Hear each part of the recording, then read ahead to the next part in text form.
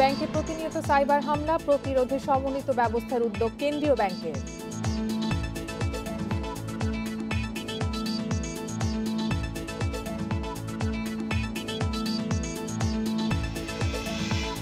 হয়রানির প্রতিবাদে কার্যক্রম বন্ধ বেনাপোল স্থলবন্দরে, শত শত ট্রাক পণ্য নষ্ট হওয়ার শঙ্কা।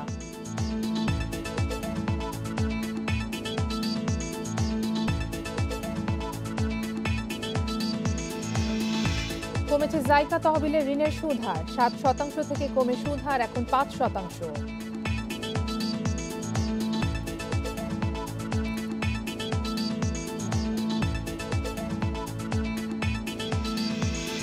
এবং সৌদিতে বিমানের ফ্লাইট এক সপ্তাহ বন্ধ, করোনার সতর্কতায় প্রবেশ স্থগিত রেখেছে রিয়াদ।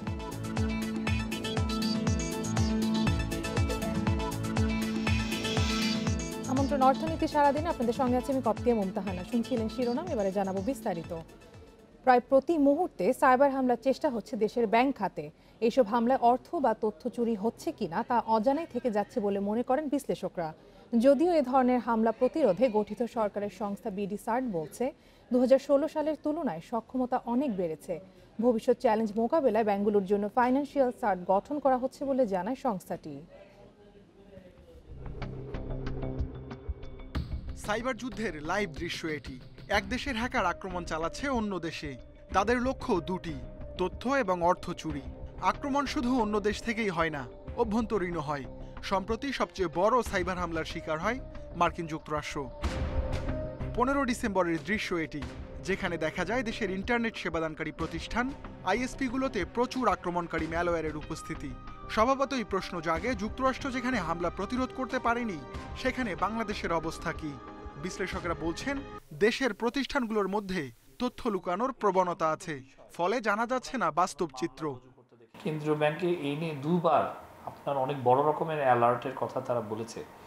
যদি কোনো ইন্টেলিজেন্স থেকে থাকে তাহলে নিশ্চয়ই কারা এটা অ্যাটাক করছে, অ্যাটাকার আইপি, কান্ট্রি ডিটেলস অবশ্যই সেখানে সুনির্দিষ্ট ডিজিটাল গোয়েন্দা সূত্র অবশ্যই আছে। তাহলে যদি সেটা জেনেই থাকেন তাহলে কেন তারা এই বিষয়ে আইনগত ব্যবস্থা নিচ্ছেন না, সেটি দেখার বিষয়।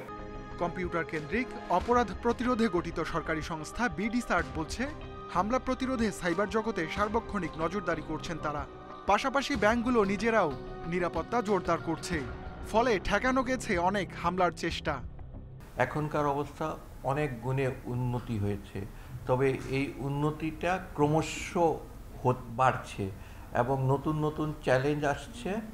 সেই নতুন নতুন চ্যালেঞ্জকে মোকাবিলার জন্য প্রত্যেকটা ব্যাংক তার জনবলকে উপযুক্ত প্রশিক্ষণ এবং উপযুক্তভাবে ইকুইপমেন্ট দিয়ে ইকুইপ করে রেডি করেছে। এদিকে আর্থিক খাতের হামলা প্রতিরোধে সমন্বিত ব্যবস্থা ফিনসার্ট করার উদ্যোগ নিয়েছে বাংলাদেশ ব্যাংক, যেখানে নিজেদের মধ্যে তথ্য ও প্রযুক্তি বিনিময় করবে ব্যাংকগুলো। ফিনসার্টটা যদি হয়, আমার মনে হয় ফিনান্সিয়াল সেক্টরে একটা বড় স্টেবিলিটি আসবে, সব ব্যাংকগুলোর সাথে কোঅর্ডিনেশন বাড়বে। কিন্তু এটা কী ফ্রেমওয়ার্ক হচ্ছে আমি জানি না। এখানে শুধু ব্যাংক না, আমার মনে হয় বাইরের প্রতিষ্ঠানগুলোকেও যুক্ত করা উচিত, যাতে করে বাইরের যে কানেক্টিভিটি সেটাও বাংলাদেশ ব্যাংক জানতে পারে। বিশ্লেষকেরা বলছেন, আর্থিক খাতের প্রতিষ্ঠানগুলোর পাশাপাশি সেবাদানকারী বিভিন্ন সরকারি বেসরকারি সংস্থাও সাইবার হামলার ঝুঁকিতে রয়েছে। Ruhul Amin, independent news, Dhaka. এই নিয়ে আলোচনা করতে আমাদের সাথে যুক্ত হয়েছেন information systems audit and control অ্যাসোসিয়েশনের ঢাকা শাখার সহসভাপতি ওমর এফ খন্দকার। জনাব ওমর, আপনাকে স্বাগত জানাচ্ছি। তো আমরা সাইবার হামলা নিয়ে প্রতিবেদনটি দেখছিলাম। 2016 সালে সাইবার হামলার মাধ্যমে বাংলাদেশ ব্যাংকের 10,10,00,000 ডলার রিজার্ভ চুরির ঘটনা কিন্তু আমরা দেখেছি। তো এই ঘটনার পর থেকে আসলে এখন পর্যন্ত আমাদের ব্যাংকিং খাতে নিরাপত্তার ক্ষেত্রে কেমন পরিবর্তন এসেছে বলে আপনার মনে হয়? আমি মনে করি যে 2016 অ্যাটাকের পরে অ্যাকচুয়ালি আমাদের অ্যাওয়ারনেসটা বাড়ছে আর কি, এবং আপনার আগের চাইতে ব্যাংক অনেক সচেতন এবং আপনার আইটি খাতে যথেষ্ট ইনভেস্টমেন্ট হয়েছে। তবে রিসেন্ট যে অ্যাটাকটা হয়েছে ইউনাইটেড স্টেটসে আর কি, আমরা যদি সেই অ্যাটাকটাকে কনসিডার করি আর কি, তাহলে আমরা কিন্তু এখনও আমাদের অনেক দূর আগাতে হবে আর কি। আমরা আমাদের আপনার শুধুমাত্র টেকনোলজির পিছনে ইনভেস্ট করলে চলবে না। এখন যেটা মেইন যেটা দরকার হয়ে পড়ছে যে বেসিক হাইজিন যে আপনাকে মেনটেন করতে হয় সাইবার সিকিউরিটি এনশিওর করার জন্য, ইন্টারনাল কন্ট্রোল, সেখানে আমাদের হাত দিতে হবে আর কি। অনেক সময় দেখা যাচ্ছে যে আপনাকে ব্যাংকে যারা আইটিতে যারা কাজ করতেছেন আর কি, পেশাটা তাদের উপর পড়তেছে আর কি। অ্যাকচুয়ালি এটা কিন্তু একটা বিজনেস ইস্যু। এইখানে আপনাকে বোর্ডকে রেসপন্সিবল করতে হবে এবং চেয়ারম্যানকে রেসপন্সিবল করতে হবে আরকি। কারণ আল্টিমেট ডিসিশন মেকার হলো ওনারা আরকি।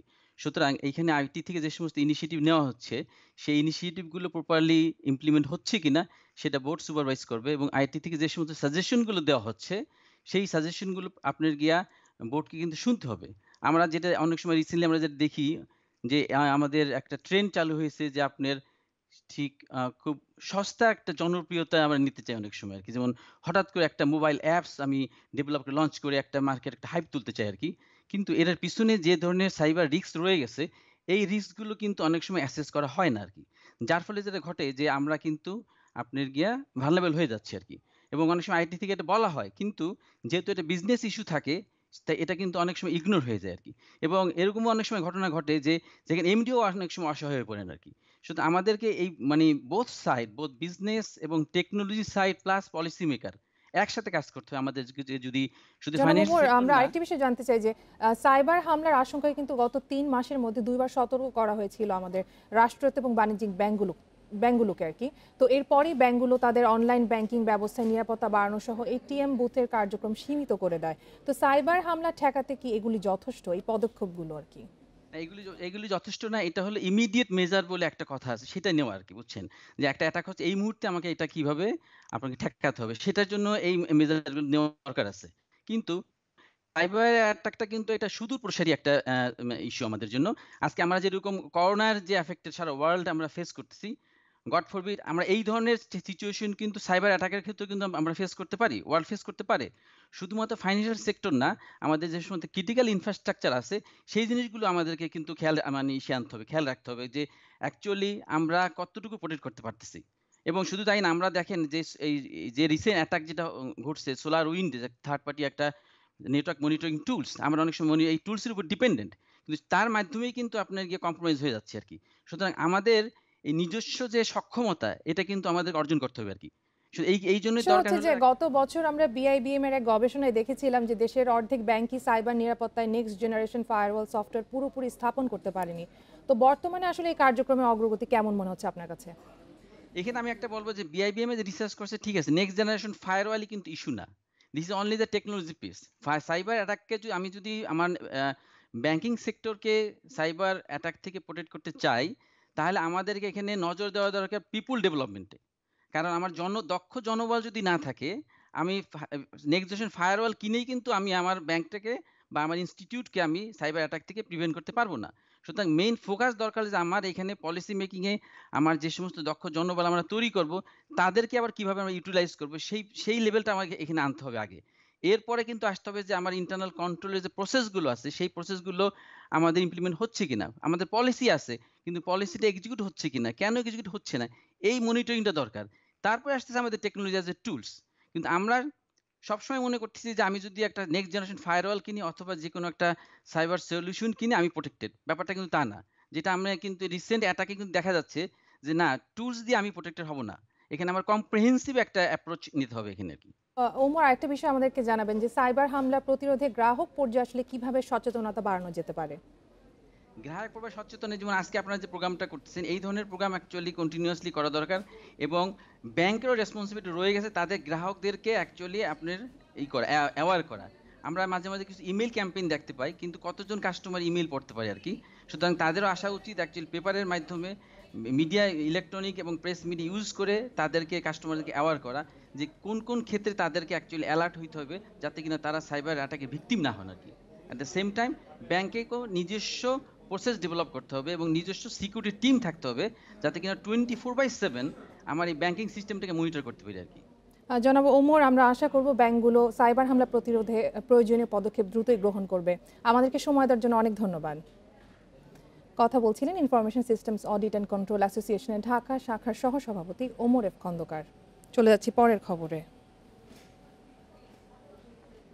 যুক্তরাষ্ট্রের মোট 50টি প্রতিষ্ঠান সাইবার হামলার শিকার হয়েছে।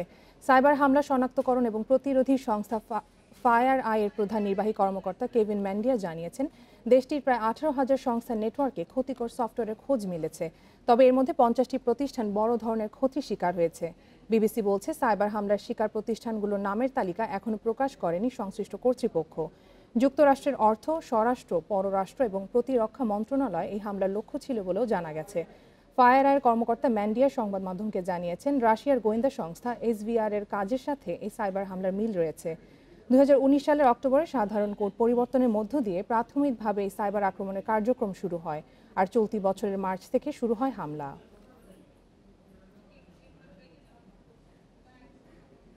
বিএসএফ এর হয়রানির প্রতিবাদ ও 5 দফা দাবিতে বেনাপোল স্থলবন্দরে অনির্দিষ্টকালের কর্মবিরতি পালন করছেন শ্রমিক ও ট্রাক চালকরা। সকাল থেকে কর্মবিরতি ও আন্দোলনে নামেন তারা। এর ফলে সকাল থেকে বেনাপোল পেট্রাপোল স্থলবন্দর দিয়ে সব ধরনের আমদানি রপ্তানি কার্যক্রম বন্ধ হয়ে যায়। বন্দর সড়কে আটকা পড়ে হাজার পণ্যবাহী ট্রাক। বন্দর কর্তৃপক্ষ জানায়, আমদানি রপ্তানি বাণিজ্যে স্বচ্ছতা ফেরাতে সম্প্রতি দুই দেশের প্রশাসন বন্দরে কড়াকড়ি আরোপ করে। কিন্তু ট্রাক চালকদের অভিযোগ, বিএসএফ তল্লাশির নামে হয়রানি ও পণ্য পরিবহনে বাধা দিচ্ছে। তাই হয়রানি বন্ধ এবং নির্বিঘ্নে যাতায়াতের দাবিতে কর্মবিরতি ও আন্দোলন করছেন তারা। আমদানি রপ্তানি বন্ধ হয়ে যাওয়ায় আটকা পড়ে থাকা পচনশীল পণ্য নষ্টের আশঙ্কা করছেন ব্যবসায়ীরা।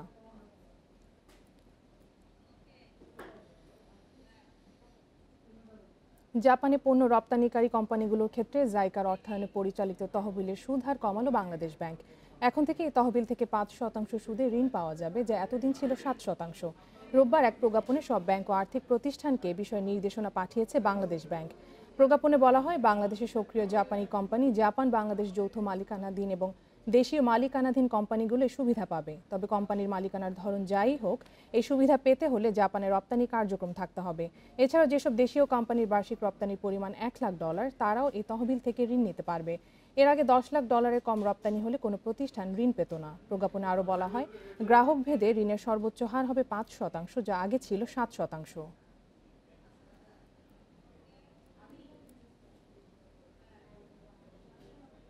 বাংলাদেশের বাজারে গ্লোবাল স্মার্টফোন ব্র্যান্ড ওপোর ফোনগুলো নিয়ম মেনে আমদানি করা হয় বলে জানিয়েছেন বিটিআরসি স্পেকট্রাম বিভাগের মহাপরিচালক brigadier general Mohammad Shahidul Alam.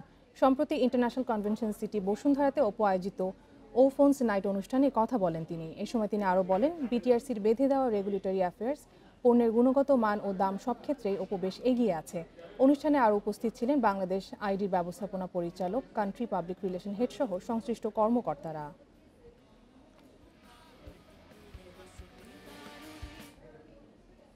Corona ভাইরাসের কারণে আন্তর্জাতিক ফ্লাইট বন্ধ ঘোষণা করায় সৌদি আরবের জেদ্দা, রিয়াদ ও দাম্মামের সব ফ্লাইট বাতিল করেছে বাংলাদেশ বিমান এয়ারলাইন্স। আজ থেকে আগামী এক সপ্তাহ সৌদিগামী সব ফ্লাইট বন্ধ থাকবে। সোমবার বিমান বাংলাদেশ এয়ারলাইন্সের জনসংযোগ বিভাগের উপমহাব্যবস্থাপক তাহেরা খন্দকার এই তথ্য নিশ্চিত করেন। তিনি জানান, এই সময় বিমানের টিকিট কাটা যাত্রীদের পুনরায় ফ্লাইট চালুর পর অগ্রাধিকার ভিত্তিতে আসন বরাদ্দ দেওয়া হবে। মূলত বিশ্বের বিভিন্ন দেশে করোনা ভাইরাসের দ্বিতীয় ধাক্কা ও নতুন ধরন শনাক্ত হওয়ায় আন্তর্জাতিক ফ্লাইট বন্ধ ঘোষণা করেছে সৌদি আরব। এছাড়া স্থল ও সমুদ্র বন্দরের সকল প্রবেশও বন্ধ করা হয়েছে। অন্তত এক সপ্তাহ পর্যন্ত এই নিষেধাজ্ঞা কার্যকর থাকবে। এই বন্ধের সময়সীমা আরও এক সপ্তাহ বাড়ানো হতে পারে বলে ধারণা করা হচ্ছে।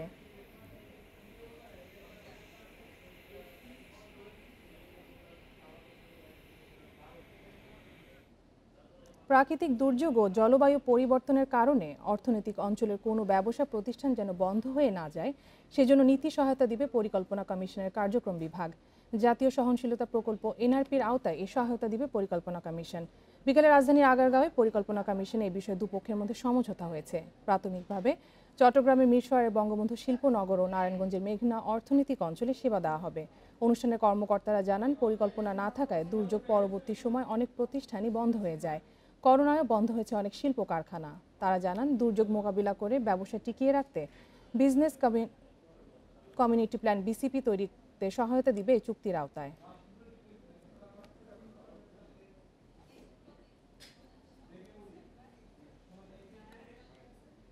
এই ছিল আজকের অর্থনীতি সারাদিনে। ইন্ডিপেন্ডেন্ট টেলিভিশনের সব খবর আরও জানতে চোখ রাখুন ফেসবুক, ইউটিউব এবং টুইটারে। আমন্ত্রণ আমাদের পরের আয়োজনে।